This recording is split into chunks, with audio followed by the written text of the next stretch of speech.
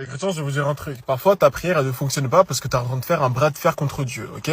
Par exemple, vous voyez, ici, j'ai un bracelet. Si je prie en disant, Seigneur, fais en sorte que ce bracelet ne tombe pas et que je le lâche, il est tombé. Et pourtant, j'ai prié à Dieu de faire en sorte qu'il ne tombe pas. Mais pourquoi le bracelet, il est tombé? Parce qu'il existe un principe, en l'occurrence, le principe de la gravité. Dieu, il a préétabli des principes. Donc, il se peut que ta prière n'ait pas été exaucée parce qu'elle fait barrière à un principe qui préexiste. Du coup, aujourd'hui, je vais vous expliquer 3 principes qui préexistent et qui peuvent faire barrière à ta prière. Le texte de base qui doit venir dans ta tête, c'est celui-ci. En l'occurrence, il nous est dit que si ta demande n'a pas été exaucée, c'est peut-être parce qu'elle servait à satisfaire un but personnel, un désir égoïste. Typiquement, je ne peux pas demander à Dieu, Seigneur, fais en sorte que je sois riche si mon inspiration derrière ça, c'est de flexer devant les gens, c'est d'alimenter mon ego, d'alimenter ma chair. Le deuxième principe, c'est celui que les gens comprennent le moins. C'est celui du bon timing. Parfois, tu pries et tu penses que tu es en train d'attendre que Dieu exauce ta prière, hein. Mais en réalité, c'est plutôt Dieu qui est en train d'attendre que tu aies un certain comportement avant d'exaucer la prière que tu as faite. En fait, Dieu attend que tu sois prêt à recevoir cette bénédiction pour pas que cette bénédiction devienne une malédiction, un malheur. Par exemple, toi, tu demandes à Dieu, Seigneur, fais-moi trouver l'amour de ma vie, fais-moi trouver ma paix.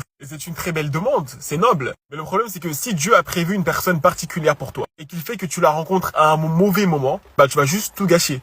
Donc avant de te faire rencontrer cette personne que tu veux qu'il te fasse rencontrer, logiquement, il va t'insérer dans un processus qui te sert à te préparer à cette relation. Donc toi, par exemple, je sais pas, tu manques de patience. Mais la Bible dit que l'amour est patient. Donc s'il te fait trouver l'amour maintenant, bah toi, t'es pas patient, tu vas tout gâcher. C'est pour ça que Dieu préfère encore te faire attendre le temps que tu te prépares, ok? Ça, c'est ce qu'on appelle un processus divin. Le troisième principe qui peut faire barrière à ta prière, c'est tout simplement celui de la volonté de Dieu. La Bible dit que l'homme conçoit des plans, mais c'est la volonté du Seigneur qui se réalise. Donc, il se peut que ta prière ne soit pas exaucée tout simplement parce que elle va à l'opposé de ce que Dieu veut pour toi. Plutôt que de demander, Seigneur, donne-moi ça.